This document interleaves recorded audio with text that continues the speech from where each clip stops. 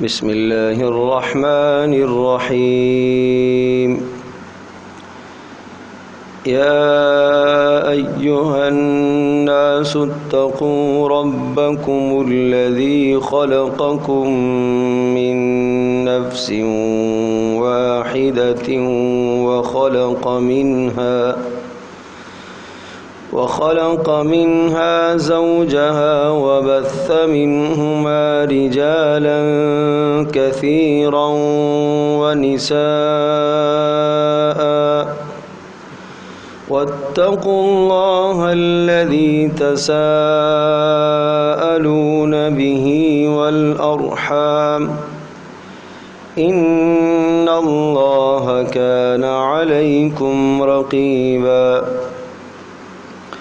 وآتوا اليتامى أموالهم ولا تتبدلوا الخبيث بالطيب، ولا تأكلوا أموالهم إلى أموالكم إنه كان حوبا كبيرا.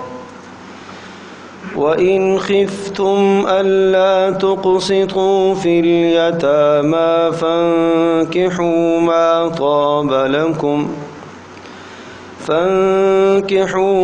طاب لكم من النساء مثنى وثلاث ورباع،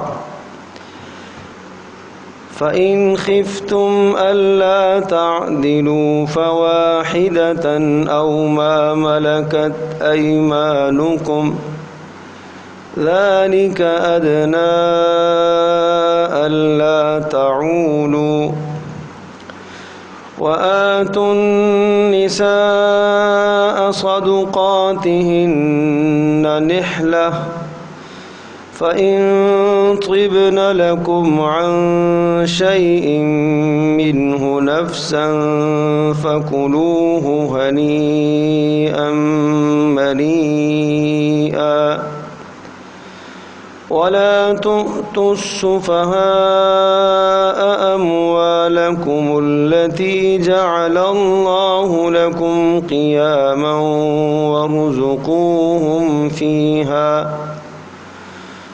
وارزقوهم فيها واكسوهم وقولوا لهم قولا معروفا. وابتلوا اليتامى حتى إذا بلغوا النكاح، فإن آنستم منهم رشدا فادفعوا إليهم أموالهم، ولا تأكلوها إسرافا وبدارا أن يكبروا.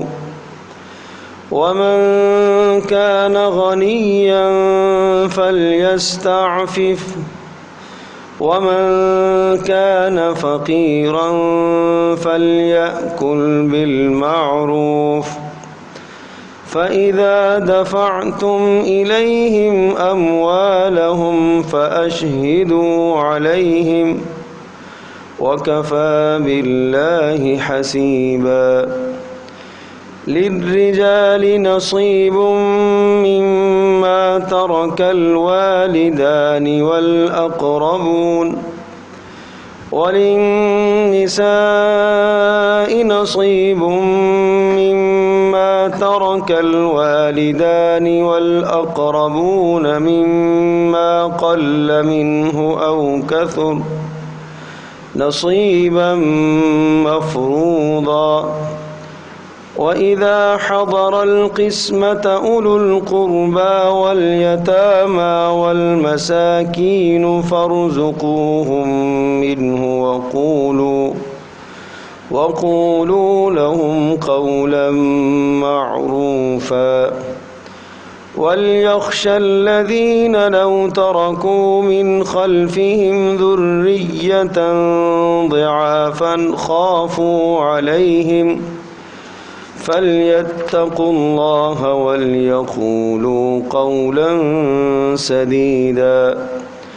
إن الذين يأكلون أموال اليتامى ظلما إنما يأكلون في بطونهم نارا وسيصلون سعيرا۔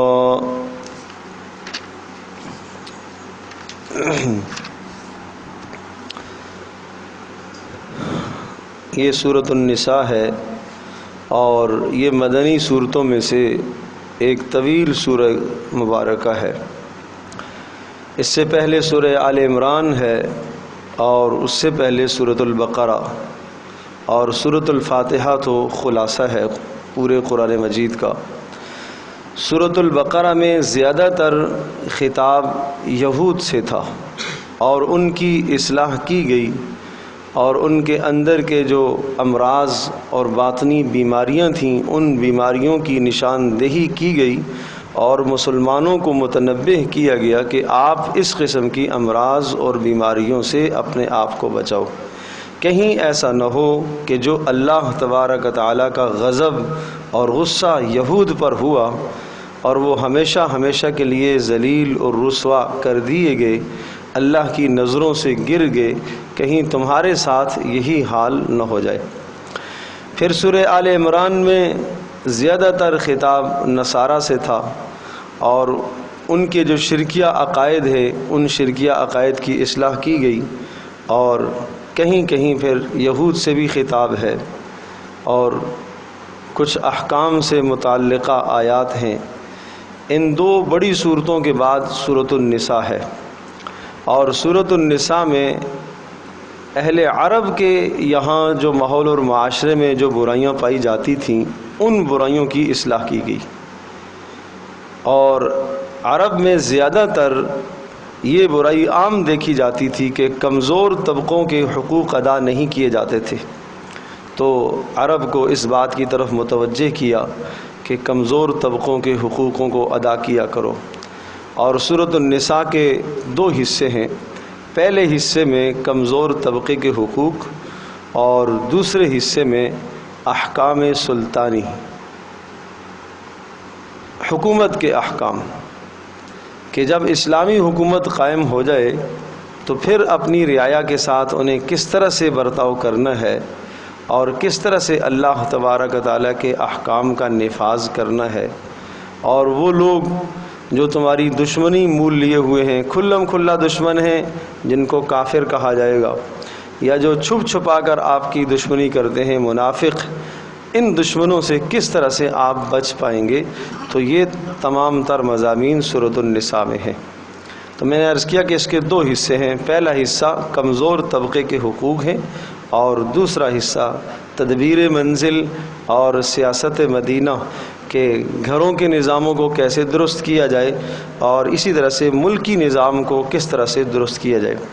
چنانچہ پہلے حصے میں کمزور طبقوں کے حقوق ہیں، اور کمزور طبقوں میں دو طبقوں کا یہاں تذکرہ ہے، ایک عورتوں کا اور دوسرا یتیموں کا، چونکہ عرب میں عورتوں کے ساتھ بہت سخت زیادتی کی جاتی تھی، اور اسلام سے قبل جو مذاہب تھے، یہودیت جس مذہب پر قائم ہے یا نصرانی جس طرح سے زندگی گزارتے تھے، ان دونوں مذہبوں کے اندر عورتوں کے ساتھ انتہائی ظلم کا سلوک کیا جاتا تھا، اور پھر انہی کے دیکھا دیکھی مشرکین کے یہاں بھی، عرب والوں کے بھی یہاں بھی یہی رواج تھا کہ عورتوں کو کوئی اہمیت نہیں دی جاتی تھی، تو اس لیے مستقل احکام خواتین کے ذکر فرمائے۔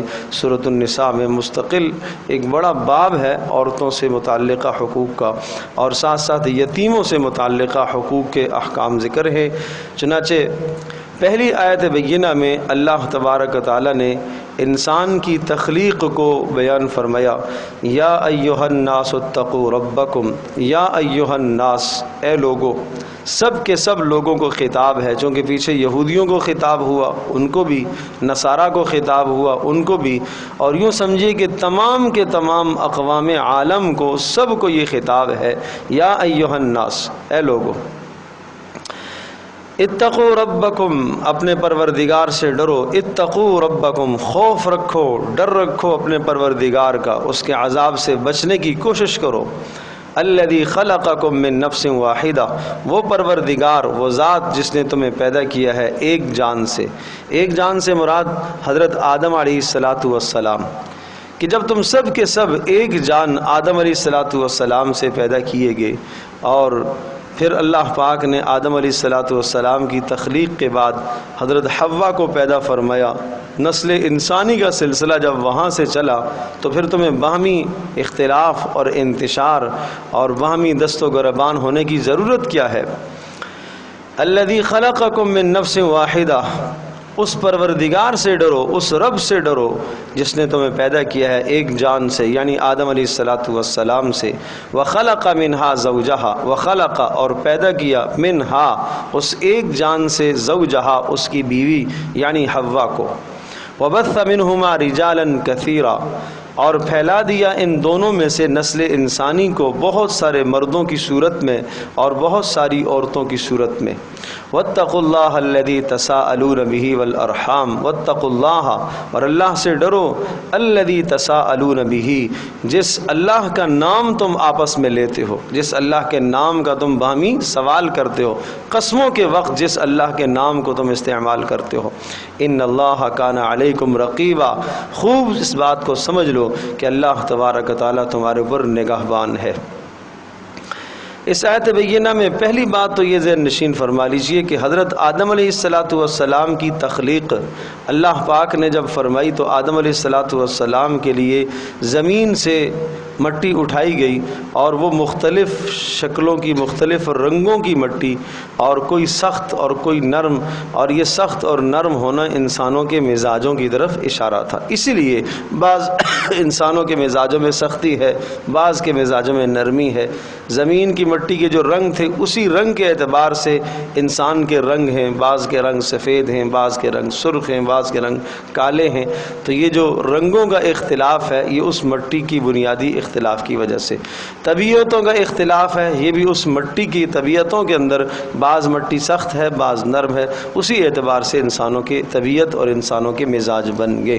اللہ تبارک و تعالیٰ قادر مطلق ہے، ان تمام چیزوں کی ضرورت نہیں تھی، اللہ پاک اپنے امر کن سے بھی پیدا کر سکتا ہے، اور امر کن سے یہ سارے مزاج بھی انسانوں کے بنا سکتا ہے، لیکن اللہ پاک نے اس دنیا کو دار الاسباب کے ساتھ جوڑا ہے، تو اس لیے یہ اسباب حضرت آدم علیہ السلام کی تخلیق کے لیے اختیار کیے گئے، اور پھر آدم علیہ السلام کا پتلا تیار ہوا، اور پھر اس میں روح کو پھونکا گیا، اور جب روح پھونک دی گئی تو پھر اس کے بعد آدم علیہ السلام کے اندر جب جان آئی تو آدم علیہ السلام جنت میں جب رہتے تھے تو اجنبیت کی کیفیت سی تھی، چونکہ انسان انس سے لیا گیا ہے، انسان دوسرے کی طرف مانوس ہوتا ہے۔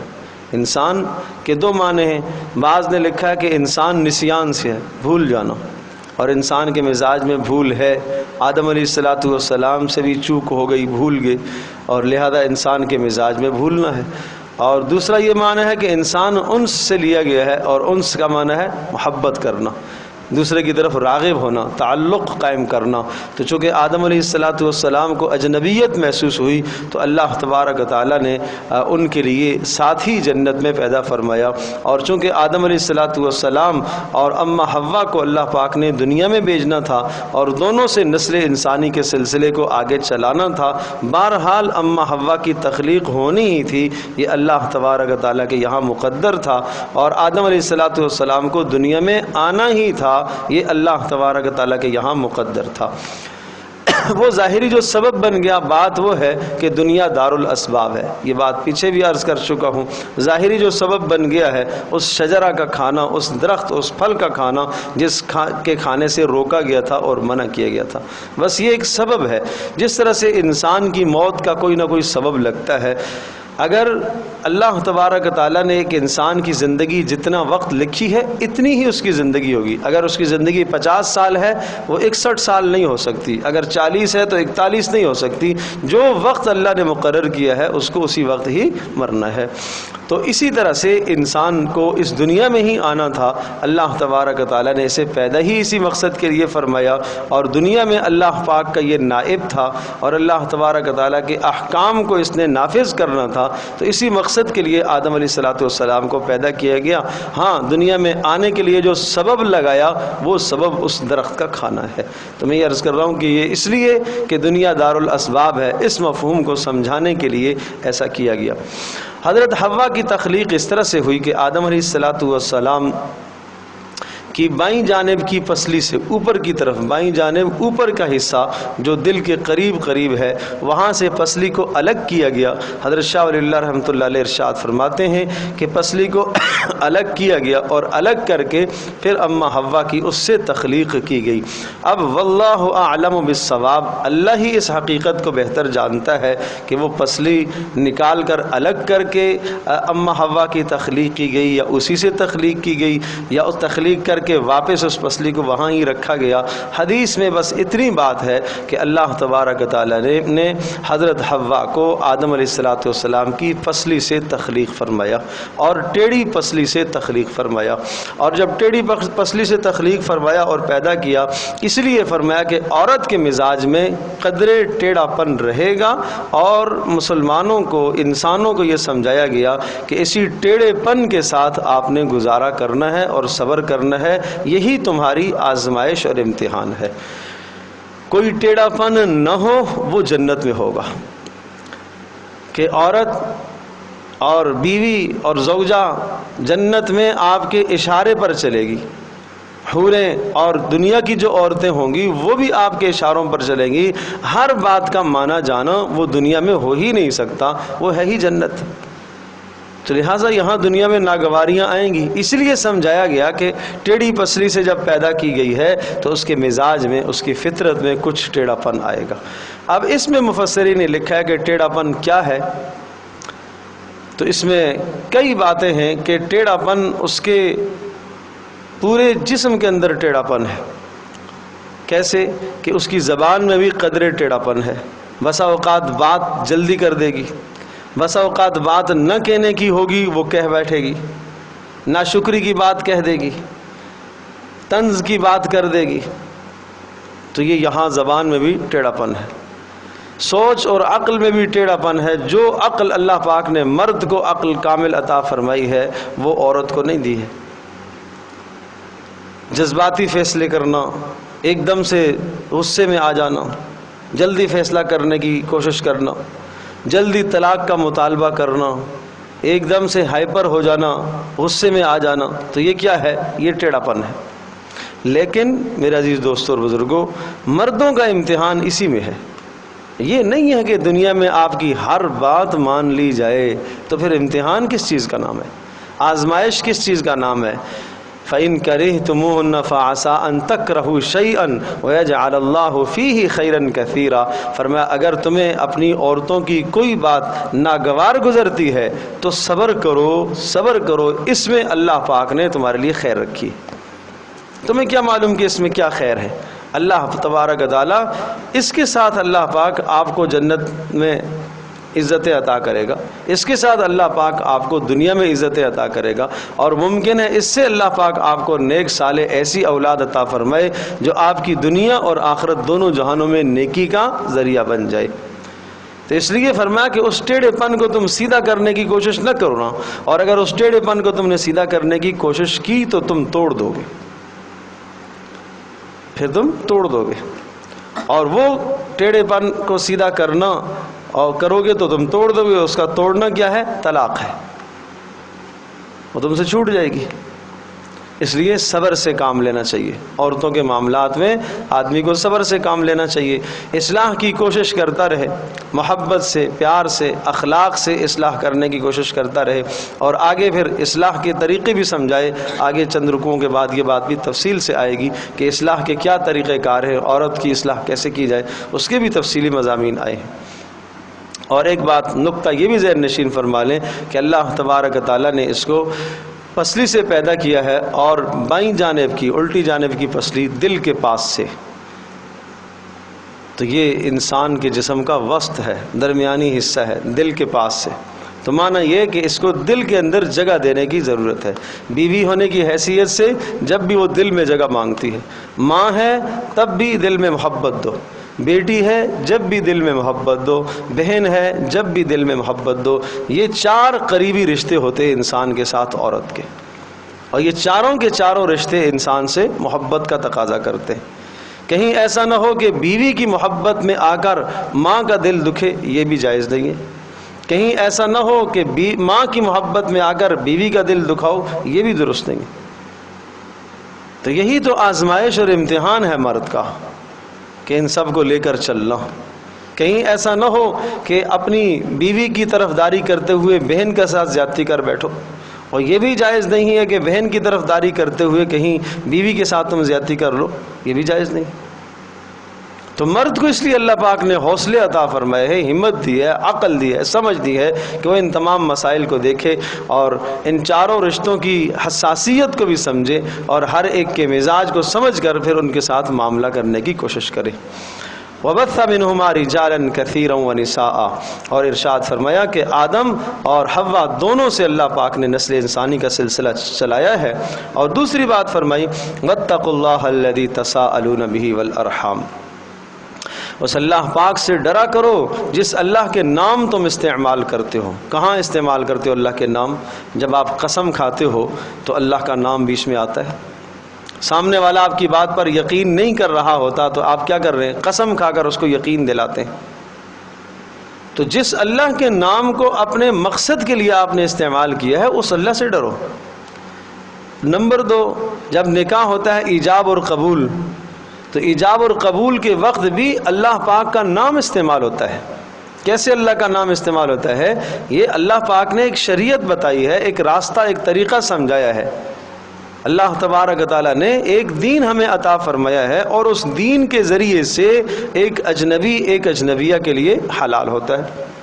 دونوں کا پہلے آپس میں دیکھنا جائز نہیں، دونوں کا آپس میں بات کرنا جائز نہیں، دونوں کا آپس میں میلاپ جائز نہیں، ملنا جائز نہیں ہے۔ اور ایجاب اور قبول کا جملہ ہوا تو اس کے بعد اب دونوں کا تعلق کتنا ہو گیا؟ ہن لباس لکم وانتم لباس لہن، مرد اس کا لباس اور وہ مرد کی لباس۔ اب مرد اس کی عزت اور وہ مرد کی عزت۔ تو یہ کس وجہ سے حاصل ہوا ہے؟ دین کی وجہ سے، اللہ کے مبارک نام کی وجہ سے۔ جب اللہ کے مبارک نام کی وجہ سے اتنی تمہیں عزتیں ملی ہیں تو اس کا تقاضا یہ ہے کہ اس اللہ سے ڈر تو رکھو، اس اللہ کے احکام کی پیروی تو کرو۔ یہاں ایک بات اور قابل ذکر ہے، قابل غور ہے، کہ بات میں یہ عرض کر رہا ہوں کہ 2 اجنبی آپس میں ایک دوسرے کے لیے کیا ہو گئے؟ حلال ہو گئے۔ اجنبی اور اجنبیہ کس سے؟ ایجاب اور قبول سے۔ یہاں ہمارے ماحول اور معاشرے میں منگنی ہو جانے کے بعد آپس میں بات کو جائز سمجھتے ہیں لوگ، لڑکی اور لڑکا آپس میں بات کو جائز سمجھتے ہیں۔ وہ تو منگنی سے پہلے بھی جائز سمجھتے ہیں، تو بات تو بہت بات کی بات ہے۔ حرام ہے آپس میں بات چیت کرنا ان کا، حرام ہے آپس میں تعلق قائم کرنا، حرام ہے ایک دوسرے کو دیکھنا۔ تو یہ والدین کی ذمہ داری ہے کہ اپنے بیٹوں کی بھی تربیت کریں، اپنی بیٹیوں کی بھی تربیت کریں۔ اگر ماں باپ کے علم میں یہ بات موجود ہے اور پھر ابھی منگنی نہیں ہوئی ہے یا منگنی ہو گئی ہے، نکاح نہیں ہوا ہے، اور سارے آپس میں کلام چل رہے ہیں، بات چیت چل رہی ہے، اور کوئی باہمی حجاب نہیں ہے، کوئی پردہ نہیں ہے، تو اس میں ماں باپ گنہگار ہوں گے کہ ماں باپ نے کیسی تربیت کی ہے؟ اپنی بیٹی کو عفت اور پاک دامنی کا درس نہیں دیا، اپنے بیٹے کو عفت اور پاک دامنی کا سبق نہیں سکھایا کہ وہ غیر محرم سے اپنی نگاہ کو نیچی کرے، بیٹی کو یہ سبق ابھی تک نہیں دیا کہ وہ غیر محرم کے ساتھ گفتگو نہ کرے، ابھی اس کا گفتگو کرنا اس کے لیے جائز نہیں ہے، یہاں تک کہ خیالوں میں لانا بھی جائز نہیں ہے، سوچنا بھی جائز نہیں ہے اس کا۔ بہرحال چونکہ اس معاملے میں ہمارے ماحول اور معاشرے میں بہت وقت لگتا ہے شادیوں کو، تو جس کی وجہ سے یہ برائیاں جنم لیتی ہیں۔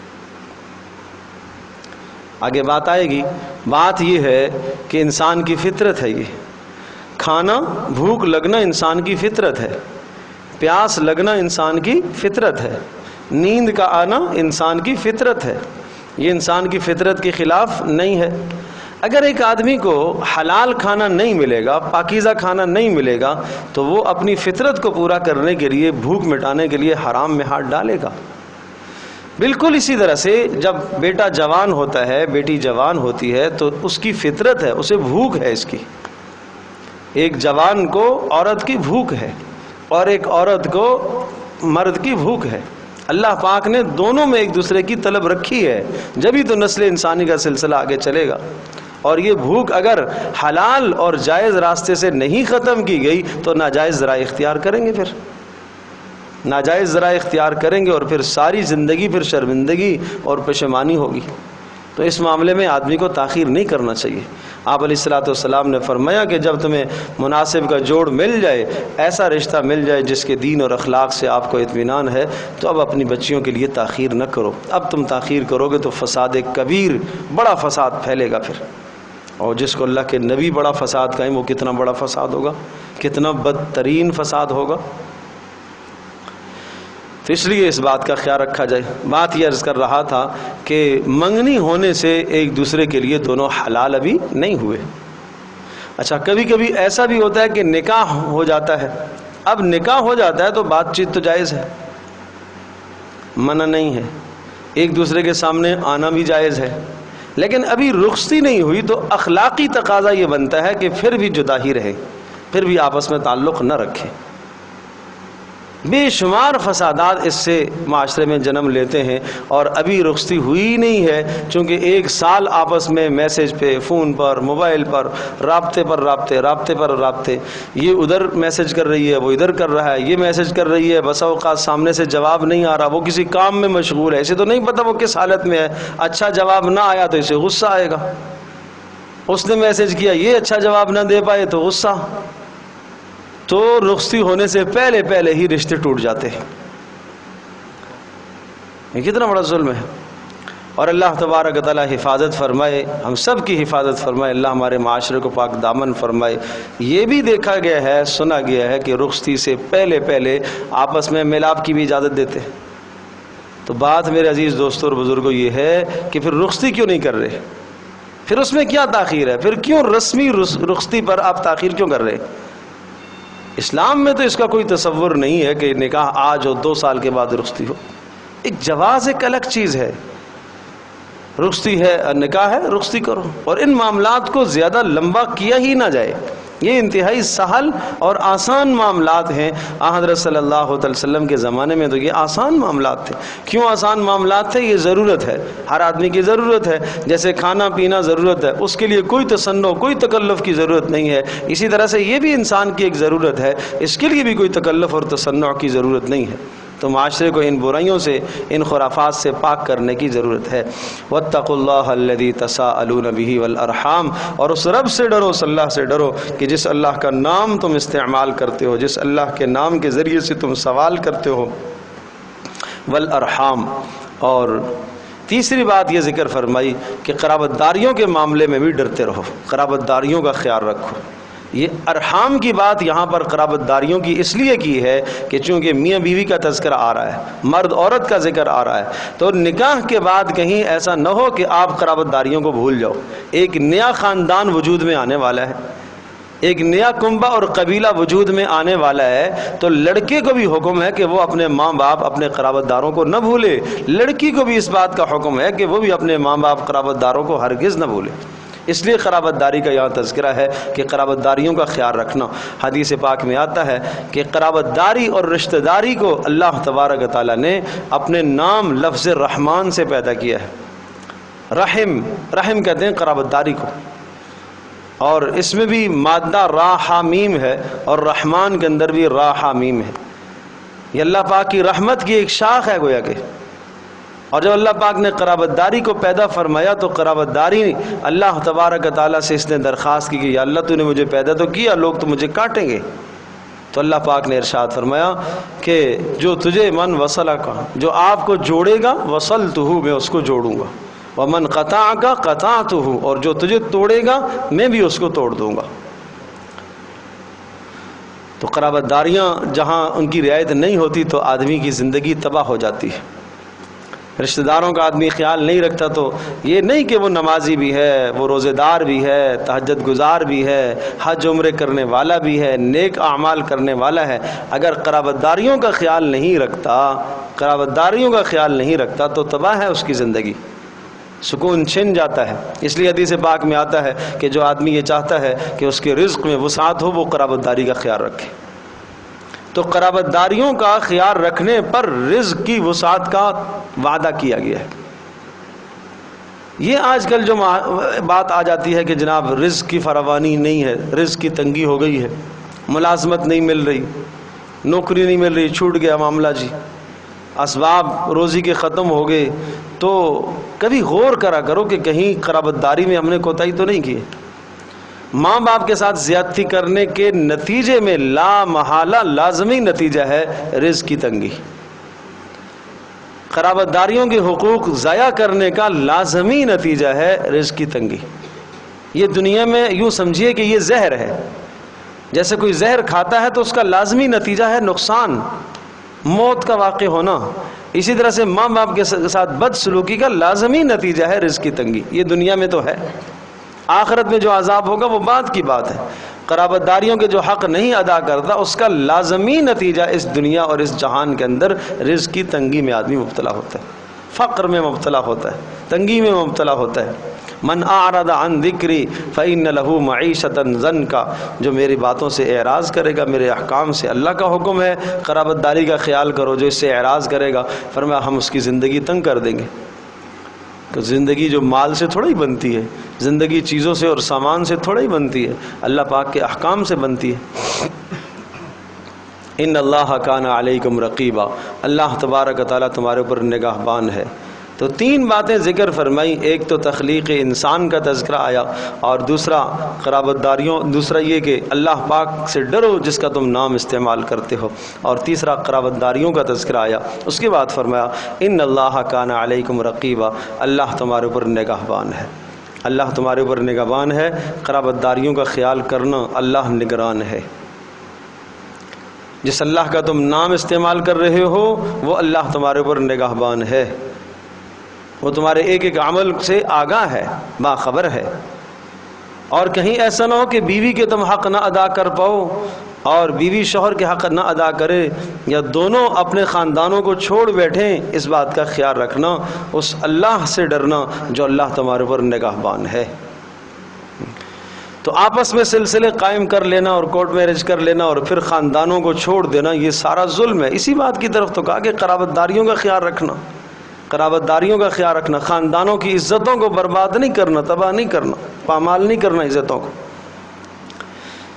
حضرت صلی اللہ تعالیٰ علیہ وسلم اس آیت مبارکہ کو نکاح کے خطبے میں بھی ارشاد فرمایا کرتے تھے، اس لیے کہ اس میں قرابت داریوں کا حکم ہے، اللہ کے خوف ڈر کا حکم ہے۔ اور عام طور پر جو آیات پڑھتے تھے ان تمام آیات میں یہ لفظ ایک موجود ہے، اتقو، اللہ سے ڈرو، اللہ سے ڈرو، اللہ سے ڈرو۔ یہ سب آیات میں جو آیات آپ علیہ الصلوۃ والسلام نکاح کے خطبے میں ارشاد فرمایا کرتے تھے، ان تمام آیات میں ایک بات مشترک اور جامع ہے، اللہ سے ڈرو۔ اور یہ اس لیے کہ جب اللہ کا ڈر پیدا ہوگا تو ہر کوئی دوسرے کے حق خود ہی ادا کرے گا۔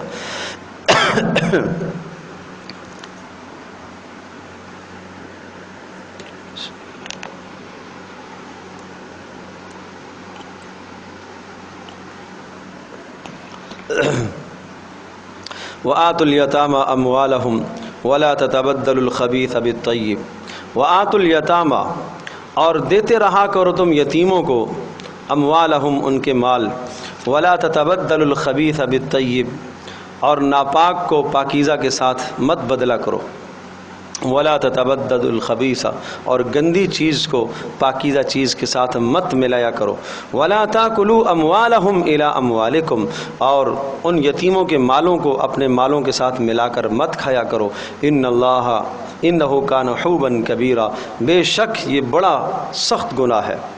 اب یتیموں کے حقوق آئے، عرض کیا تھا کہ کمزور طبقے کے حقوق ہے، تو دوسری آیت میں یتیموں کے حقوق کا بیان ہے، اور ساتھ ساتھ یہ بھی آپ سمجھیں کہ اصلاح مال ہے، مال کی اصلاح کرو، اپنے مال کو صاف رکھو، جیسے اپنے جسم کی اصلاح ضروری سمجھتے ہو، جسم کا علاج ضروری سمجھتے ہو، اسی طرح سے اپنے مال کا علاج بھی کیا کرو، اپنے مال کی بھی اصلاح کیا کرو۔ جسم میں فساد آنے کو بیماری سمجھتے ہو تو مال میں بھی فساد آنے کو بیماری سمجھو کہ حلال مال میں اگر حرام مل گیا تو یہ آپ کے مال کی بیماری ہے، یہ آپ کے مال کی خرابی ہے، اس لیے اصلاح مال کی کوشش کیا کرو۔ تو 3 حقوق یتیموں سے متعلق ذکر فرمائے۔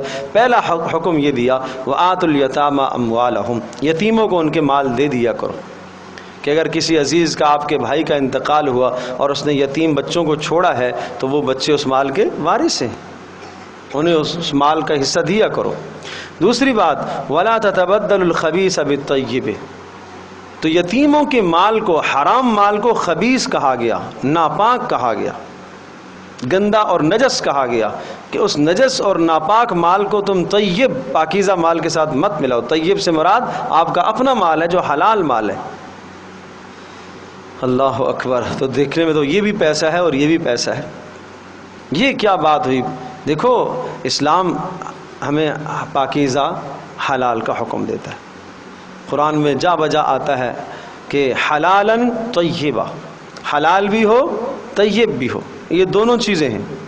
ایک آدمی کسی کی بکری چرا کے لے آتا ہے اور اسے ذبح کر لیتا ہے، تو یہ جانور حلال تو ہے نا، حرام تو نہیں کہا جائے گا، لیکن طیب نہیں ہے۔ طیب کیوں نہیں ہے؟ اس لیے کہ آپ کا اپنا مال نہیں ہے۔ تو حلال بھی ضروری ہے، طیب بھی ضروری ہے۔ غیر کی ملکیت وہ آپ کے لیے طیب نہیں ہے، وہ آپ کے لیے خبیث ہے۔ غیر کی ملکیت کھانا وہ کیا ہے؟ خبیث ہے۔ تو اس لیے دونوں چیزیں ضروری ہیں۔ فرمایا ولا تتبدلوا الخبیث بالطیب، اور مت بدل دیا کرو، مت بدلا کرو خبیث کو طیب کے ذریعے سے، یعنی اپنے پاکیزہ مال کے اندر یتیم کے مال کو مت ملایا کرو، یہ دوسرا حکم آ گیا۔ اور تیسری بات ولا تأکلوا اموالہم الی اموالکم، اور مت کھایا کرو اموالہم، ان کے مالوں کو، الی اموالکم، اپنے مالوں کے ساتھ ملا کر مت کھایا کرو، انہ کان حوبا کبیرا، اس لیے کہ یہ بڑی سخت غلطی ہے اور بڑا گناہ ہے۔ حوبا کبیرا، حوب کہتے ہیں گناہ کو، یہ بڑا گناہ ہے، اس گناہ سے اپنے آپ کو بچاؤ۔ وَإِنْ خِفْتُمْ اللہ تقسطوا فی الیتامی فانکحوا ما طاب لکم من النساء مثنی وثلاث ورباع۔ اب یہاں پر بھی احکام ہیں، بڑے اہم احکام ہیں۔ پہلی بات تو یہ ذہن نشین فرما لیں، اس کا شان نزول اور پس منظر یہ ہے کہ زمانہ جاہلیت میں ہوتا یہ تھا کہ اگر کسی شخص کا انتقال ہو گیا تو اس کی بیٹیاں، اگر یہ آدمی صاحب مال تھا تو اب چچا کا، کسی آدمی کے چچے کا انتقال ہو گیا ہے تو اب ظاہر سی بات ہے کہ چچے کی بیٹیاں اس کے لیے حلال ہیں۔ تو یہ کیا کرتے تھے کہ اگر مال ہے زیادہ تو ان بیٹیوں کو باہر نہیں دیتے تھے، مال پر قبضہ کرنے کے لیے اپنے نگاہ میں رکھ لیتے تھے، تاکہ باہر ہم دیں گے تو یہ مال سارا لے جائیں گے، اور چونکہ یہ ہیں اپنے گھرانے کی ہیں، قبیلے کی ہیں، خاندان کی ہیں، تو اس لیے یہاں کوئی ہمیں مسئلہ بھی نہیں ہے، کوئی پوچھ بھی نہیں سکتا، چونکہ وارث بھی ہم خود ہیں، کون کیا پوچھے گا۔ یا کوئی اپنے بیٹے سے نکاح کرا دیتا تھا اس یتیم بچی کا، چونکہ خاندان ہے، تو اس لیے یہ ڈر تو ہوتا نہیں تھا کہ کوئی پوچھے گا اگر ہم نے اس کے حق ادا نہ کیے تو کوئی ہمیں پکڑے گا، اس لیے کہ باپ تو اس کا مر چکا ہے۔ اور دوسری بات یہ کہ فائدہ ہمیں یہ ہوگا کہ اس کا مال ہے اچھا خاصا، اگر ہم نے اس کو باہر دے دیا تو یہ مال بھی لے جائے گی۔ تو اس لیے ایسا کر لیا کرتے تھے کہ ان یتیم بچیوں کا نکاح اپنے سے یا اپنے بیٹوں سے کرا دیتے تھے، اور پھر ساری زندگی ان کا کوئی حق نہیں ادا کرتا تھا۔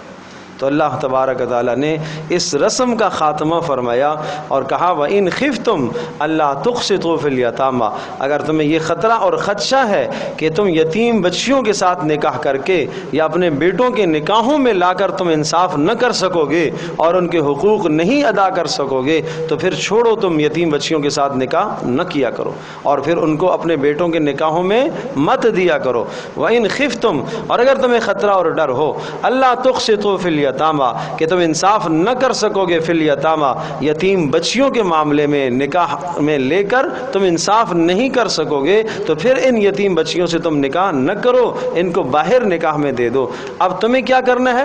فَانْكِحُوا مَا طَابَ لَكُم مِّنَ النِّسَاءِ مَثْنَىٰ وَثُلَاثَ وَرُبَاعَ، تم دیگر عورتوں میں سے فَانْكِحُوا تم نکاح کر لو، مَا طَابَ لَكُم جو تمہیں بہتر لگیں، جو تمہیں اچھی لگیں، مِّنَ النِّسَاءِ عورتوں میں سے، مَثْنَىٰ دو دو، وَثُلَاثَ تین تین، وَرُبَاعَ اور چار چار۔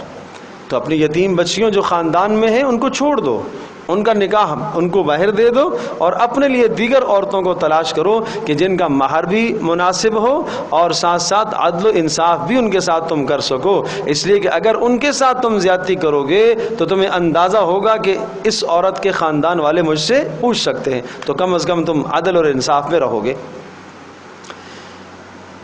تو اس لیے یہ حکم دیا۔ ہاں یہاں یہ بات ہے کہ ما طاب لکم من النساء مثنی و ثلاث و رباع، کہ تم نکاح کرو دو دو یا تین تین یا چار چار۔ تعدد نکاح کی اجازت دے دی گئی ہے کہ دو بھی کر سکتے ہیں، تین نکاح بھی آدمی کر سکتا ہے، مرد کو اجازت ہے دو نکاح بھی کرے، تین بھی کرے اور چار بھی کرے، چار تک اس کو اجازت دے دی گئی ہے، چار سے زیادہ نہیں، سمجھے جی۔ لیکن یہ اجازت کس کو ہے؟ یہ مرد کو ہے، سمجھے۔ بات وہ ہے، وہ ایک خاتون کسی مسجد کے پاس سے گزر رہی تھی تو اس نے مولوی صاحب کی بات سن لی، بلکہ ظلم کر کے اس نے ایسا کر لیا، اس نے بھی چار شادیاں کر لی۔ عدالت میں مقدمہ درج ہو گیا جی کہ اس نے چار شادیاں کی ہوئی ہیں، تو ہر زمانے میں وکلا تو مل جاتے ہیں۔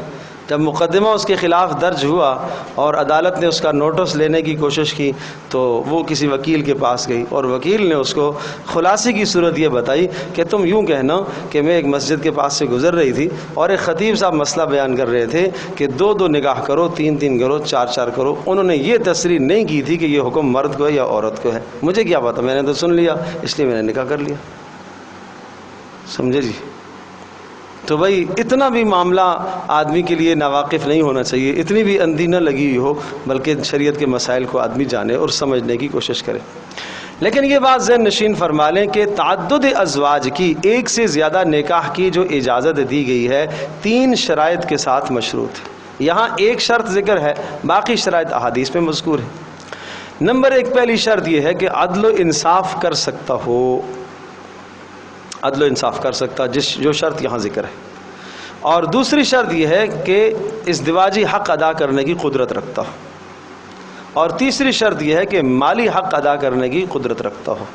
اگر یہ تین شرائط اس آدمی کے پاس موجود ہیں تو تعدد ازواج اس کے لیے مباح ہے، اسے اجازت ہے، دو سے نکاح کرے، تین سے نکاح کرے، چار سے نکاح کرے۔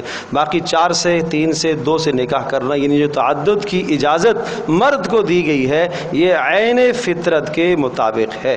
اس بات کو یہاں اس لیے ذکر کیا کہ کوئی خاتون خانہ یہ نہ سمجھے کہ مرد کو جب چار کی اجازت دی گئی ہے تو یہ ہمارے حقوق کی تلفی ہو رہی ہے اور ہمارے حقوق کو پامال کیا جا رہا ہے۔ چونکہ بات چل رہی تھی عورتوں کے حقوق کی، تو بیچ میں بات یہ اس لیے آئی ہے کہ کہیں کوئی خاتون یہ نہ سمجھے، کوئی عورت یہ نہ سمجھے، یا کوئی دنیا کا فلاسفر، دانشور اور عظیم انسان یہ نہ سمجھے کہ مرد کو زیادہ عورتوں کی اجازت دینے کا مطلب یہ ہوا کہ عورتوں کے حق پامال ہوں گے۔ نہیں، یہ عین عورتوں کے حق کے مطابق ہے، اس لیے کہ اللہ تبارک و تعالیٰ نے مرد کے اندر زیادہ طاقت رکھی ہے، مرد کے اندر اللہ پاک نے زیادہ حوصلہ رکھا ہے۔ جب مرد میں اللہ پاک نے زیادہ طاقت رکھی ہے، زیادہ حوصلہ رکھا ہے، اور عورت کے پاس ایسے ایام آتے ہیں کہ جن ایام میں مرد ازدواجی تعلق قائم نہیں کر سکتا، تو اس زمانے کے اندر اگر مرد کو ضرورت ہے تو اگر بات ایک پر اکتفا کرنے کی ہے تو یہ تو مرد کی پھر فطرت کے خلاف ہو جائے گا، اس لیے مرد کو یہاں پر اجازت دی گئی ہے۔ تو اس معاملے میں جو ہے ہمارے ماحول اور معاشرے میں چونکہ تھوڑا سا انصاف سے ہم ہٹ گئے ہیں اور بہت دور چلے گئے انصاف سے، کہ دوسری شادی کو معیوب سمجھا جاتا ہے، اور اگر کوئی عورت بیوہ ہو جائے تو اس بیوہ کو دوسرا نکاح کرنا وہ بھی معیوب سمجھا جاتا ہے۔ جبکہ میں عرض کر رہا ہوں کہ اگر آپ نکاح کی حقیقت کو سمجھیں تو نہ تو تعدد ازواج دوسرا نکاح معیوب کوئی سمجھے، اور نہ عورت کے بیوہ ہونے کے بعد دوسری جگہ پر نکاح کرنا وہ معیوب سمجھا جائے، کیونکہ ایک فطرت ہے، ایک ضرورت ہے۔ ہر عورت کو مرد کی طرف احتیاج ہے، ضرورت ہے، اور ہر مرد کو عورت کی طرف احتیاج اور ضرورت ہے، تو یہ تو ضرورت کو پورا کرنا ہے۔ جیسے کھانا پینا، بھوک، یہ انسان کی فطرت ہے، آدمی کی ضرورت ہے۔ اسی طرح سے اگر ایک عورت کا شوہر مر جاتا ہے، انتقال کر جاتا ہے، یا یہ ہے کہ وہ مطلقہ ہو جاتی ہے، اسے طلاق دے دی جاتی ہے، تو کیا وہ معاشرے میں اب جینے کا حق نہیں رکھتی؟ کیا اب اس کی ضرورت ختم ہو گئی ہے؟ مرد کے مرنے کے بعد یا اسے طلاق ہونے کے بعد، اگر شادی کے 2 سال بعد، 3 4 6 سال بعد طلاق ہو جاتی ہے، یا مرد کا انتقال ہو جاتا ہے، وہ بیوہ ہو جاتی ہے، تو اسے کوئی نکاح کرنا نہ سمجھے، اس کے ساتھ کوئی نکاح کرنا درست نہ سمجھے، اسے معیوب سمجھا جائے، اور اس کا کہیں نکاح کا پیغام جائے تو کوئی نکاح کا پیغام کو قبول نہ کرے، تو اس کا مطلب یہ ہے کہ اب اس کی ضرورت نہیں رہی۔ یہ ظلم اور زیادتی ہے معاشرے میں، اس ظلم اور زیادتی کو ختم کیا جائے۔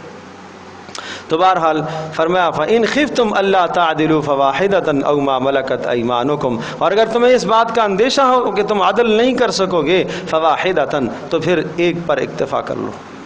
لیکن یہ بات بھی ذہن نشین فرما لیجئے کہ دوسری شادی کرنے کے لیے یا دوسرا نکاح کرنے کے لیے پہلی بیوی سے اجازت لینا نہ فرض ہے نہ واجب ہے، کوئی اس کی حیثیت نہیں ہے، وہ بتائے نہ بتائے، کہے نہ کہے، کوئی ضروری نہیں ہے۔ ملکی آئلی قانون جو ہو سکتا ہے وہ ایک علیحدہ بات ہے، لیکن شرعاً کوئی ایسا قانون نہیں ہے کہ وہ پہلے والی بیوی سے اجازت لے، اگر وہ اجازت دیتی ہے تو پھر نکاح کرے، نہیں۔ بنیاد کیا ہے؟ وہ حقوق ادا کرنے کی قدرت رکھتا ہو، بنیاد کیا ہے؟ مالی حق دینے کی قدرت رکھتا ہو، بنیاد کیا ہے؟ دونوں میں عدل و انصاف قائم کر سکتا ہو، اور دونوں کو علیحدہ علیحدہ جگہ دے سکتا ہو، الگ گھر دے سکتا ہو، اور الگ گھر اگر نہیں دے سکتا تو کم از کم ایک عورت کی جو ضرورت ہے اس کو الگ ایک کمرہ میسر کرے جو الگ کچن اور باتھ روم کے ساتھ موجود ہو، یہ اس کا کم از کم حق ہے۔ اتنا حق اگر دوسری کو دینے کی قدرت رکھتا ہے تو کوئی حرج نہیں۔ اور نکاح کا جو مقصد ہوتا ہے، وہ نکاح کا مقصد کیا ہے؟ نکاح کا مقصد عفت اور پاک دامنی حاصل کرنا ہے۔ نکاح کا مقصد اپنی ضرورت کا پورا کرنا ہے۔ جب اپنی فطری ضرورت کو پورا کرنے کے لیے اللہ پاک نے نکاح کا راستہ قائم کیا ہے، تو مثال وہی ہے کہ اگر ایک شخص کا گزارا، اس کی بھوک ایک روٹی سے نہیں مٹتی ہے، ختم نہیں ہوتی، تو دوسری ضرورت ہے اس کی۔ بالکل اسی طرح سے اگر ایک شخص کی ضرورت ایک سے نہیں پوری ہوتی تو دوسری اس کی فطرت ہے، 2 سے نہیں ہوتی تو 3 اس کی فطرت ہے، 3 سے نہیں ہوتی تو 4 اس کی فطرت ہے۔ ہاں 4 تک اجازت دی گئی ہے، اس لیے کہ اللہ تبارک و تعالیٰ نے مرد کی تخلیق اتنی ہی فرمائی ہے، اس کی فطرت یہاں تک ہی بتائی ہے۔ حضرت صلی اللہ علیہ وسلم کے زمانے میں اس آیت بینہ کے نازل ہونے سے پہلے یہ حال تھا، یا کچھ لوگ مسلمان ہوئے تو کسی کی 10 بیویاں تھیں، کسی کی 8 بیویاں تھیں، تو آپ علیہ الصلوۃ والسلام نے پھر ان کو حکم دیا کہ جو 4 تم رکھ سکتے ہو، جو تمہیں پسند ہے، ان کو رکھ دو اور باقی کو تم طلاق دے دو۔ تو حضرت صلی اللہ علیہ وسلم نے ان کو طلاق دلوائی۔ بیک وقت 4 بیویاں رکھ سکتا ہے، ہاں اگر ایک مر گئی پھر دوسری لے آیا تو پھر 4، 2 مر گئی پھر 2 اور کر لی، 4 سے زیادہ نہیں، بیک وقت 4 سے زیادہ نہیں۔ ذالک ادنی اللہ تعولوا، تو ہاں فواحدۃ او ما ملکت ایمانکم، اور اگر تمہیں عدل و انصاف کرنے سے تمہیں ڈر لگتا ہو کہ تم عدل نہیں قائم کر سکو گے، یہ بھی ضروری ہے، عدل قائم کرنا بھی ضروری۔ اس قدر عدل بتایا گیا، اس قدر عدل بتایا گیا کہ ہر چیز کے اندر عدل کرنا ہے، عطا میں، وقت میں، محبت میں، ہر چیز میں عدل کرنا ہے۔ جو ایک کو دے گا وہی چیز دوسرے کو بھی دینی ہے، جتنا ایک کو وقت دے گا، ٹائم دے گا، اتنا ٹائم دوسرے کو بھی دینا ہے۔ ایک دن ادھر رہے گا، ایک دن ادھر رہے گا، یہ عدل ہے۔ اور فرمایا جو عدل نہیں کرے گا قیامت کے دن اس طرح سے اللہ کے دربار میں پیش ہوگا کہ اس کا ایک عضو شل ہوا ہوگا، جسم کا ایک حصہ مفلوج ہو جائے گا۔ تو عدل کرے۔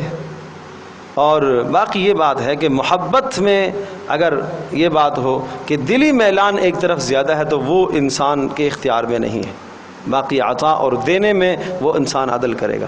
فرمایا اگر عدل کا تمہیں ڈر ہو کہ عدل نہیں کر سکو گے، انصاف نہیں کر سکو گے، فواحدۃ، تو پھر ایک اختیار کر لو، او ما ملکت ایمانکم، یا باندیاں پھر لے لو، باندیوں میں پھر تمہیں گنجائش ہے، تم 4 سے زیادہ بھی رکھ سکتے ہو۔ ذالک ادنی اللہ تعولوا، فرمایا کہ ذالک ادنی اللہ تعولوا، یہ بات اس کے قریب ہے، اللہ تعولوا، تاکہ تم ظلم نہ کرو۔ یہ جو تمہیں ہم نے حکم دیا ہے کہ پھر ایک تک پر اکتفا کرو، یہ اس لیے تاکہ تم ظلم نہ کر بیٹھو۔ وآتوا النساء صدقاتہن نحلہ، تو ایک حکم تو یہ آ گیا عورتوں سے متعلق کہ یتیم بچیوں کو تم اپنے پاس اس طرح سے نہ روکو کہ ان کے حق ادا نہ کرو، یہ ایک حکم تو یہ آ گیا۔ تعدد نکاح کا حکم بھی آ گیا۔ پھر عورتوں کے متعلق تیسرا حکم یہ سمجھایا وآتوا النساء صدقاتہن نحلہ، اور عورتوں کو پھر مہر پورا پورا دیا کرو، مہر کی بہت تاکید کی ہے۔ وآتوا النساء صدقاتہن، آتو دیا کرو النساء عورتوں کو صدقاتہن ان کا مہر نحلتاً خوشی کے ساتھ، دل جمیع کے ساتھ، طبیعت کی بشاشت کے ساتھ مہر دو، یہ عورت کا حق ہے۔ اور جو شخص اپنی بیوی کو مہر نہیں دیتا وہ ظلم اور زیادتی کا شکار ہے، وہ ظلم کر رہا ہے۔ اس لیے حدیث پاک میں آتا ہے کہ جو آدمی مہر ادا نہ کرے، ساری زندگی نہ ادا کرے، دینے کا احساس بھی نہ ہو، تو قیامت کے دن وہ زنا کے جرم میں گرفتار کر کے لایا جائے گا۔ تو اس لیے مہر کی ادائیگی کی خاص فکر کرنے کی ضرورت ہے، اور مہر کی ادائیگی یہ فرض کا درجہ ہے، یہ فرض کا درجہ ہے۔ شادی کے موقع پر یہ خرچ جو ہے یہ فرض کا درجہ رکھتا ہے۔ ولیمے کا خرچ مستحب ہے، گنجائش ہے تو کرو، نہیں گنجائش مت کرو۔ ایک ایک کھجور کا دانہ کھلانے کی گنجائش ہے وہ کھلا دو۔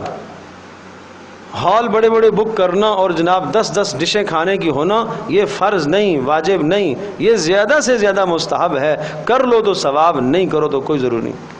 مہر چونکہ اس بیچاری کا حق ہوتا ہے، وہ ہم رکھتے ہیں جناب 20,000، وہ ہم رکھتے ہیں جناب 50,000، یہ بہت قلیل۔ اور ادھر جو خرچے ہوئے 12 لاکھ 13 لاکھ 20 لاکھ کے خرچے وہاں کے ہوئے۔ تو یہ ایک عزت دار خاتون کے ساتھ زیادتی ہے کہ اتنا مہر، مطلب ہے کہ اتنا خرچہ آپ نے شادی پر کیا اور مہر کی اتنی قلیل مقدار۔ وَإِنْ آتَيْتُمْ إِحْدَاهُنَّ قِنْطَارًا فَلَا تَأْخُذُوا مِنْهُ شَيْئًا، آگے آخر میں آئے گا قنطار۔ قنطار کا معنی کیا ہے؟ مال کا بڑا ڈھیر رکھنا، بڑا ڈھیر، سونے چاندی کے ڈھیر۔ تو کہا کہ اگر رخصتی ہو گئی ہے اور میاں بیوی کا آپس میں میلاپ ہو چکا تو اگر مہر تم دے چکے ہو، ایک سونے کا ڈھیر بھی دے چکے ہو، تو تب بھی واپس نہ لو۔ تو یہ بات میں اس لیے کہہ رہا ہوں، حضرت عمر رضی اللہ تعالیٰ نے ایک مرتبہ ارشاد فرمایا تھا کہ مہر میں حد سے تجاوز مت کیا کرو، زیادہ نہ کیا کرو۔ اور چونکہ اس زمانے میں ایسا تھا کہ مہر زیادہ، وہاں ولیمے کے خرچے اتنے نہیں تھے، وہ مہر کے خرچے ہوتے تھے زیادہ۔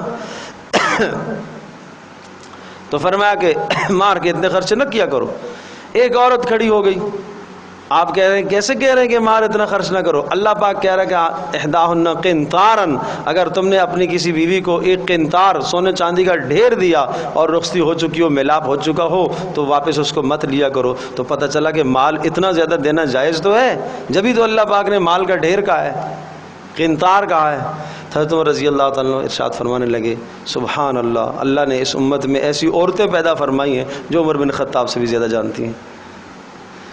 کان وقافا عند کتاب اللہ، حضرت عمر رضی اللہ تعالیٰ کی خصلت مشہور تھی کہ اللہ کی کتاب کے سامنے، اللہ کے حکم کے سامنے اپنے آپ کو جھکا دیتے تھے۔ یہ اللہ پاک ہمارے اندر بھی یہ خصلت پیدا فرمائے نا۔ غصہ آ گیا ایک مرتبہ، ایک شخص آئے، انہوں نے کہا میرے چچا آپ سے ملنا چاہتے ہیں، اور چچا آئے ملنے کے لیے، اور چچا نے کیا کہا؟ آپ عدل نہیں کرتے، آپ انصاف نہیں کرتے، یہ ہے وہ ہے، کچھ برا بلا کہا۔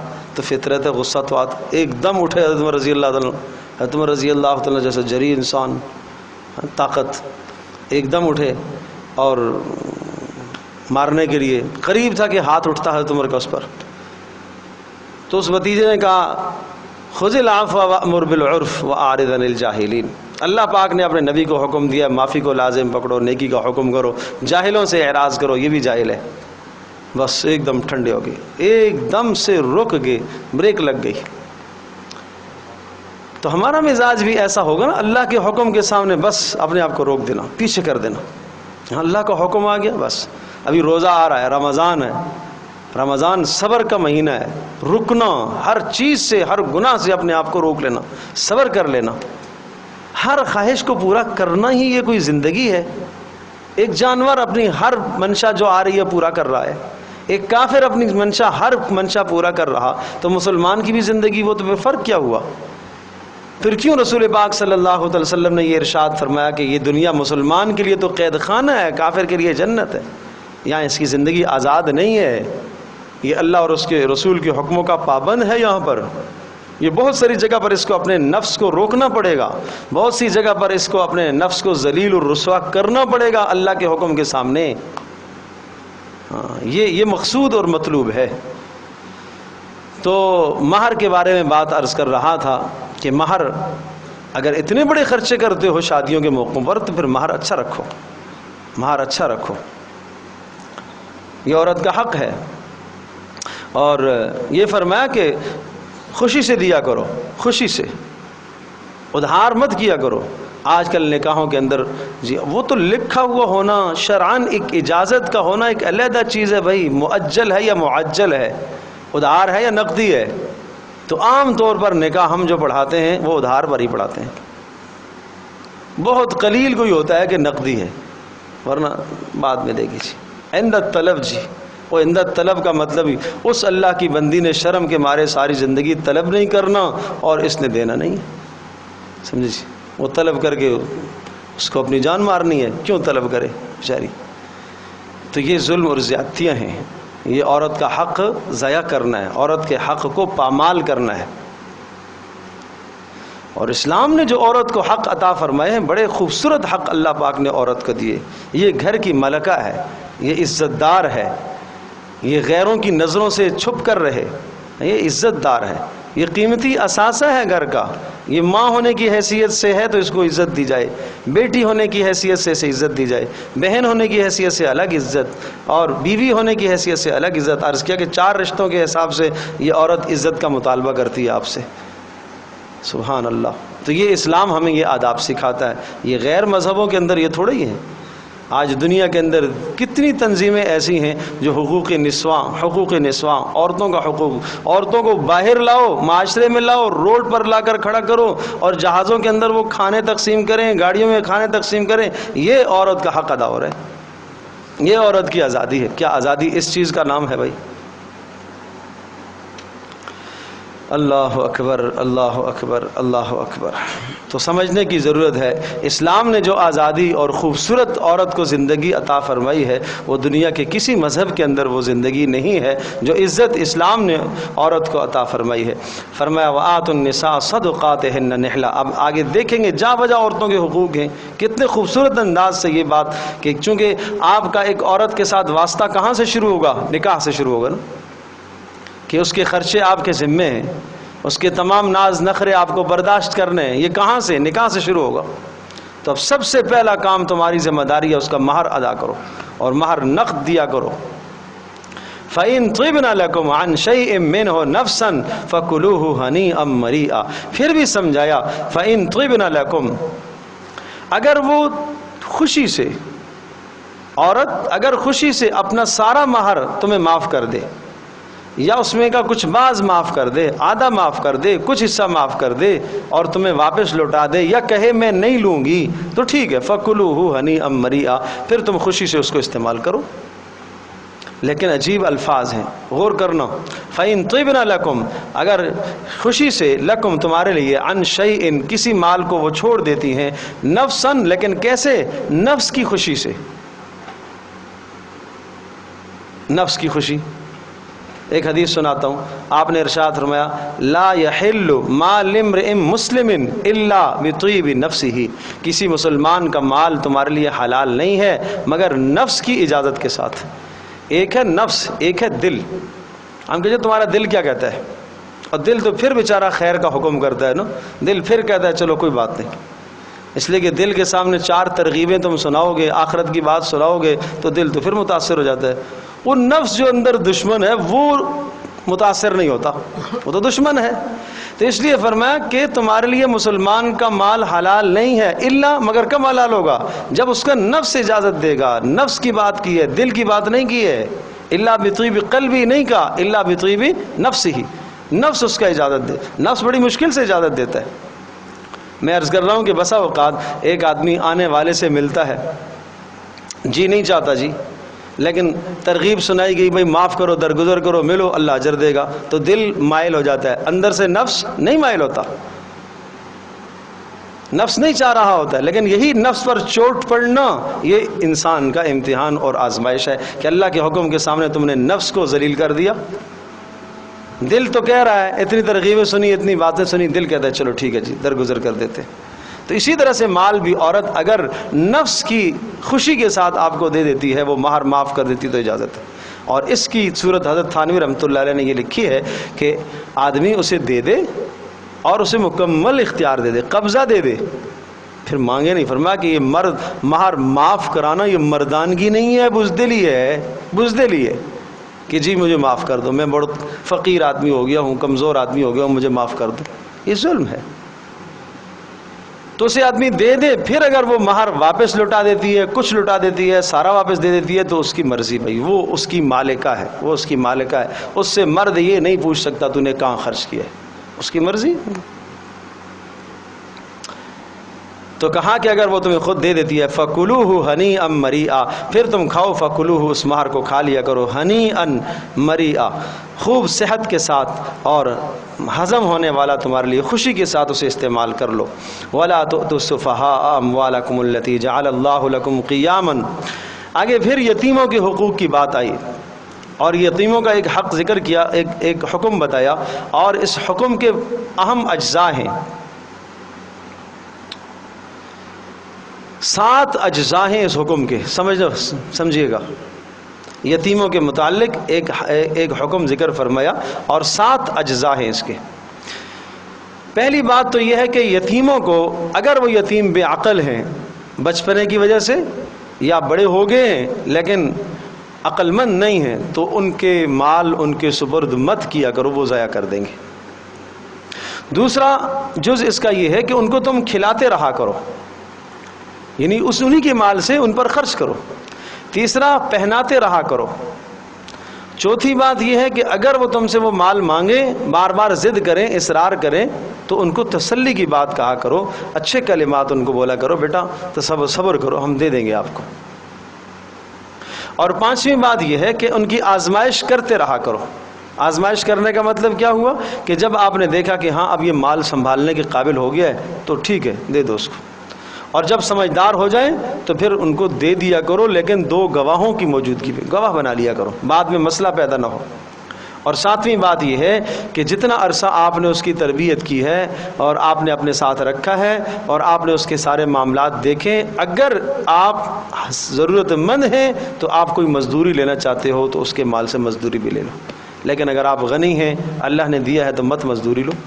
اب دیکھیں وَلَا تُؤْتُوا السُّفَهَاءَ أَمْوَالَكُمُ الَّتِي جَعَلَ اللَّهُ لَكُمْ قِيَامًا وَلَا تُؤْتُوا السُّفَهَاءَ، اور مت دیا کرو بے وقوفوں کو، پاگلوں کو، کم عقلوں کو. تو سفیہ کے دونوں معنی ہیں کہ بچپنے کی وجہ سے کم عقل ہے یا بڑا ہو گیا ہے لیکن ابھی عقل اس کی کامل نہیں ہوئی ہے. وَلَا تُؤْتُوا السُّفَهَاءَ، کم عقلوں کو مت دیا کرو، یعنی یتیموں کو، یتیم کم عقلوں کو، اموالکم، اپنے مال، یعنی ان کے مال جو ہیں، التی جعل اللہ لکم قیاما، جن مالوں کا اللہ پاک نے آپ کو ذمہ دار بنایا ہے. قیاماً اللہ نے آپ کو ذمہ دار بنایا ہے کہ آپ کے بھائی کا انتقال ہوا ہے تو بھتیجوں کا مال آپ کے پاس ہے نا، اللہ پاک نے آپ کو اس مال کا ذمہ دار بنایا ہے. وَارْزُقُوهُمْ، لیکن یہ ہے کہ ان کو کھلاتے رہو تم. دوسری بات یہ ہے کہ ان کو کھلاتے رہو، اسی مال میں سے خرچ کرتے رہو. تیسری بات یہ کہ وَاكْسُوهُمْ، ان کو پہناتے رہو، ضرورت آئے تو ان کو کپڑا بھی دو. چوتھی بات وَقُولُوا لَهُمْ قَوْلًا مَعْرُوفًا، جب وہ مطالبہ کریں آپ سے مال کا تو پھر تسلی کی بات کو، ان کو سمجھاؤ کہ بھائی بیٹا دے دیں گے آپ کو، مل جائے گا، تھوڑا سا صبر کر لو. اور 5ویں بات وَابْتَلُوا الْيَتَامَى حَتَّى إِذَا بَلَغُوا النِّكَاحَ، فرمایا کہ وَابْتَلُوا الْيَتَامَى، اور یتیموں کو تم آزماتے رہا کرو، امتحان لیتے رہا کرو، مانا ان کی سمجھداری دیکھتے رہا کرو. اور اس سے اشارہ اس بات کی طرف ہے کہ ان کی ایسی تربیت کرو کہ کچھ وقت کے بعد وہ خود مال سنبھالنے کے قابل ہو جائے. حتیٰ اذا بلغوا النکاح، یہاں تک کہ جب وہ بلوغ کو پہنچ جائیں. بلغوا النکاح کا معنی کیا ہے؟ بلوغ کو پہنچ جائیں. تو پھر آپ ان کو مال دے تو ٹھیک ہے. فَإِنْ آنَسْتُمْ مِنْهُمْ رُشْدًا، فَإِنْ آنَسْتُمْ، اگر تمہیں محسوس ہونے لگے، منہم، ان یتیم بچوں سے، رشدن، سمجھداری، ہوشیاری محسوس ہو جائے تو پھر کیا کرو؟ فَادْفَعُوا إِلَيْهِمْ أَمْوَالَهُمْ، فَادْفَعُوا، دے دیا کرو ان کے مال، ان کے سپرد کرو، وہ انہی کا ہے. اور وَلَا تَأْكُلُوهَا إِسْرَافًا وَبِدَارًا أَن يَكْبَرُوا، لیکن خیال کرنا وَلَا تَأْكُلُوهَا إِسْرَافًا، یتیموں کے مالوں کو مت کھایا کرو اسرافاً، فضول خرچی کرتے ہوئے، وَبِدَارًا، ان یکبروا، اور جلدی کرتے ہوئے اس بات سے کہ وہ بڑے ہو جائیں گے۔ یہاں دو باتیں ہیں، ایک یہ کہ ابھی بچہ چھوٹا ہے یتیم اور اس کے باپ کا مال چھوڑا ہوا ہے، تو اب مال اس کے سپرد ہم نہیں کر سکتے، ضائع کر لے گا، تو اب جب ضائع کر دے گا تو ہم خرچ کرنے میں اعتدال سے کام لیں۔ ایسا نہ ہو کہ بچے ہی پر خرچ کر رہے ہیں، جو چیز 1000 روپے کی تھی بچے کے لیے ہم 2000 کی لے کر آ رہے ہیں، تو یہ تو اسراف ہے اس کے لیے، اس کا مال جلدی ختم ہو جائے گا۔ اور اس جگہ سے، اس وجہ سے بھی ہم مال خرچ کرنے میں جلدی نہ کریں کہ یہ بڑا ہو کے پھر مجھ سے مطالبہ کرے گا، چلو اس کے بالغ ہونے سے پہلے پہلے سارا خرچ کر دیں، اور جب بالغ ہو جائے تو ہم میں کہوں کہ ہاں بیٹا تیرا سارا مال ختم ہو گیا، تیرے باپ کا سارا ختم ہو گیا۔ نہیں، یہ بات بھی نہ کرو۔ وَلَا تَأْكُلُوهَا إِسْرَافًا، اور مت کھاؤ ان کے مال اسرافاً، فضول خرچی کرتے ہوئے، وَبِدَارًا، اور جلدی کرتے ہوئے، أَن يَكْبَرُوا، اس ڈر سے کہ وہ بڑے ہو جائیں۔ وَمَنْ كَانَ غَنِيًّا فَلْيَسْتَعْفِفْ، ساتویں بات یہ ہے وَمَنْ كَانَ غَنِيًّا، اور جو تم میں سے آدمی صاحب مال ہے، غنی ہے، فَلْيَسْتَعْفِفْ، وہ یتیم کے مال سے بچے، نہ کھائے، یعنی اس سے مزدوری نہ لے۔ ومن کان فقیرن، اور جو تم میں سے فقیر ہے، فلیأکل بالمعروف، تو وہ کھا لے عرف کے مطابق۔ عرف کے مطابق کا مطلب یہ ہوا کہ جتنی مزدوری بنتی ہے اتنی مزدوری لے لے۔ ایک آدمی نے آج یتیم کا کوئی کام کیا ہے، اس کو جناب تعلیمی کسی ادارے میں لے گیا ہے، سارا دن اپنی ملازمت چھوڑ کر، اپنی نوکری چھوڑ کر، مزدوری چھوڑ کر اس کے پیچھے لگا رہا، تو دن کی جو مزدوری اس کی ادھر سے بنتی ہے وہ یتیم کے مال سے لے سکتا ہے۔ لیکن یہ تب ارشاد فرمایا کہ یہ بھی فرض اور واجب نہیں ہے، ایک استحبابی حکم بتایا ہے، ٹھیک ہے، ایک گنجائش آپ کو بتائی ہے کہ اگر آپ صاحب ضرورت مند ہیں تو آپ لے سکتے ہیں۔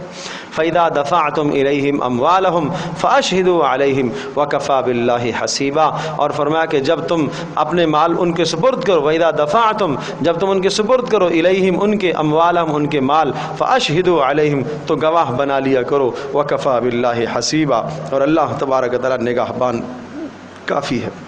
للرجال نصیب مما ترک الوالدان والاقربون وللنساء نصیب مما ترک الوالدان والاقربون۔ اب یہ سمجھایا جا رہا ہے کہ مال خواہ چھوٹا ہو یا زیادہ ہو، اس مال میں ورثاء کا حق ہے۔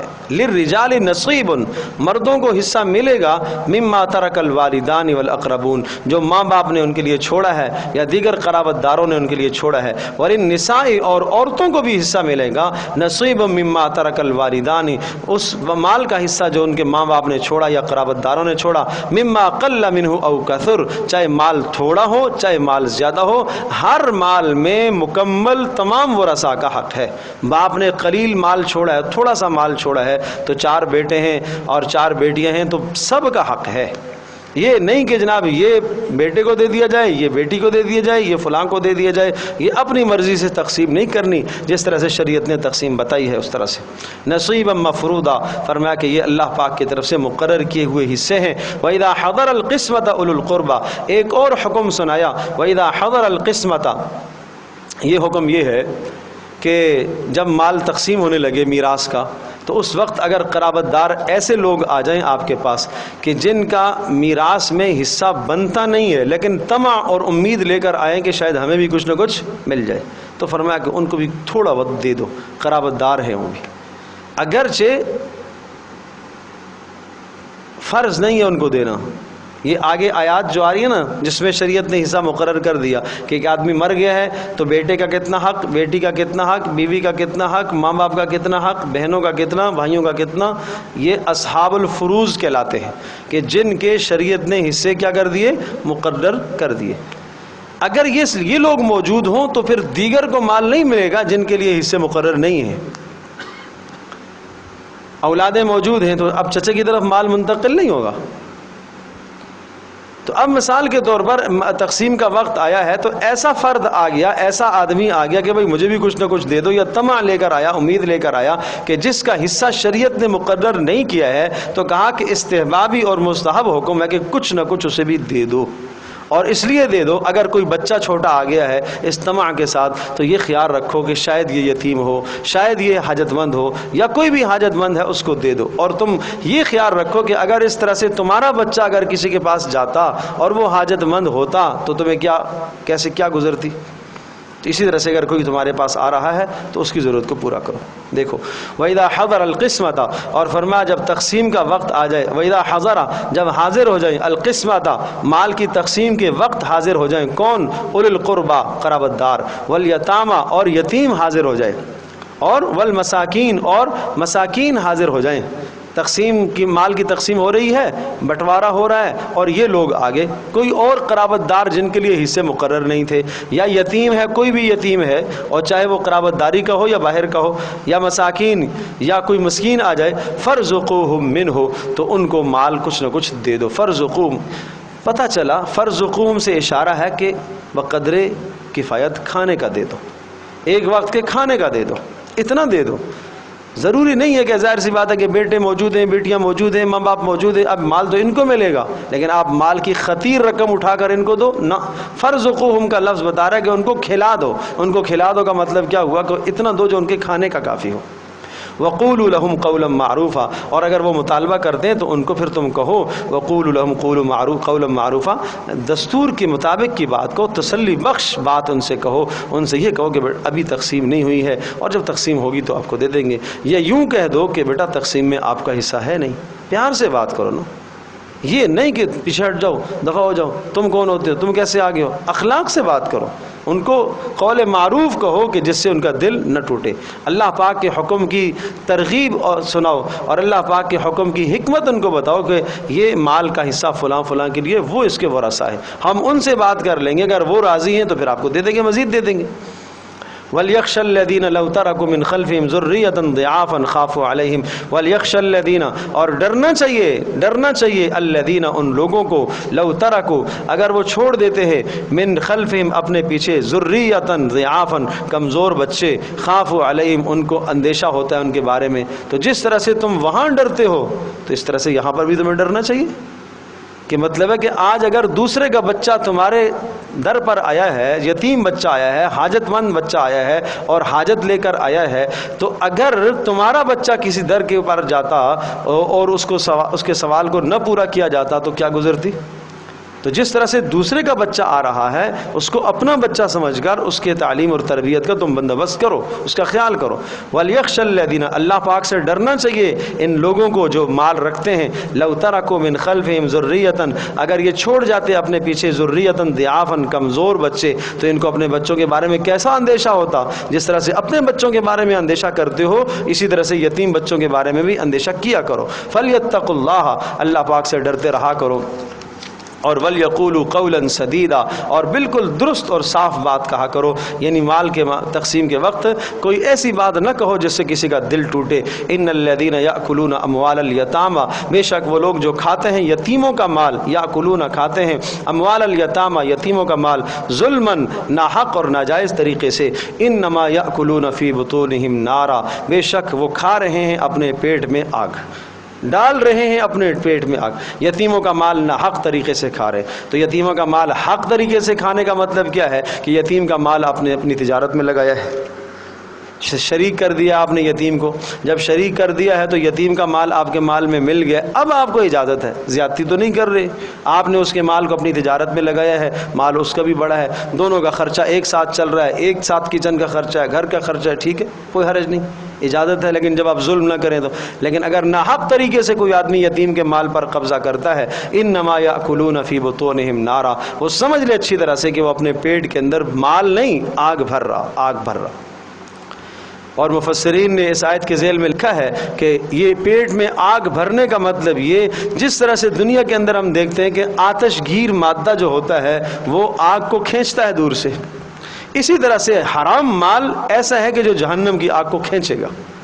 یہ آتش گیر مادہ ہے، یہ جہنم کی آگ کو کھینچے گا. یہ جیسے ہی پل صراط کے پاس جائے گا تو ایک دم سے آگ بھڑکے گی، جیسے پیٹرول کہیں چھڑکو اور آگ بھڑکتی ہے، اسی طرح سے جس کے پیٹ میں حرام کا مال ہوگا، یتیم کا مال ہوگا، ایک دم سے جہنم کی آگ بھڑک کر اس کے پاس آ جائے گی.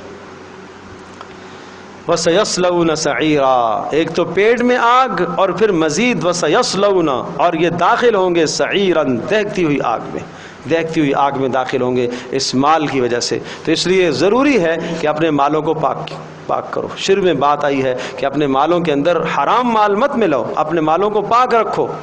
پاکیزہ کرو اپنے مالوں کو۔ بہت بڑا تعلق ہے عبادات کا حلال مال سے۔ تباہ ہو جاتی ہے عبادت۔ آج عبادت کی لذتیں کیوں ختم؟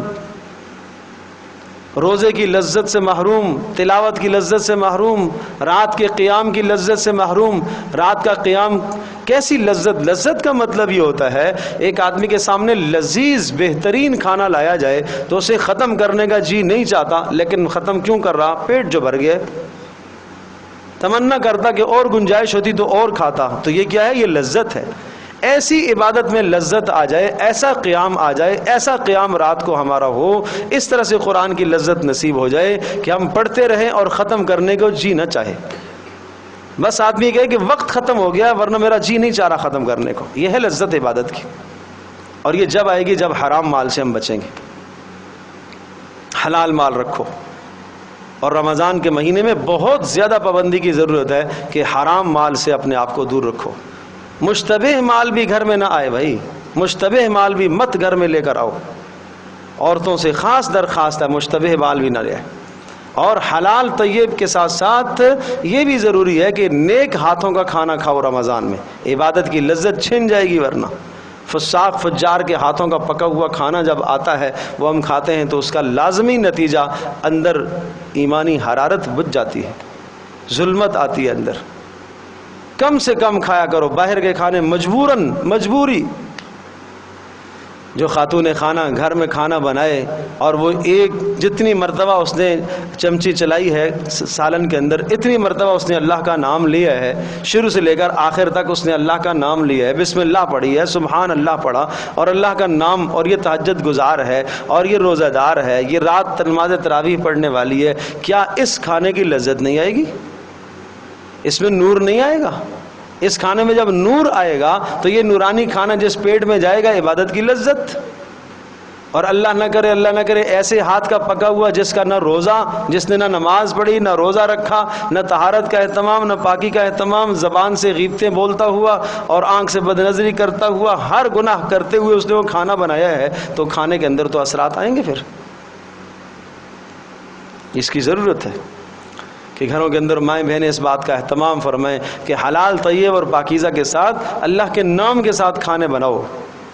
وہ ایک بزرگ اللہ والے تھے، تو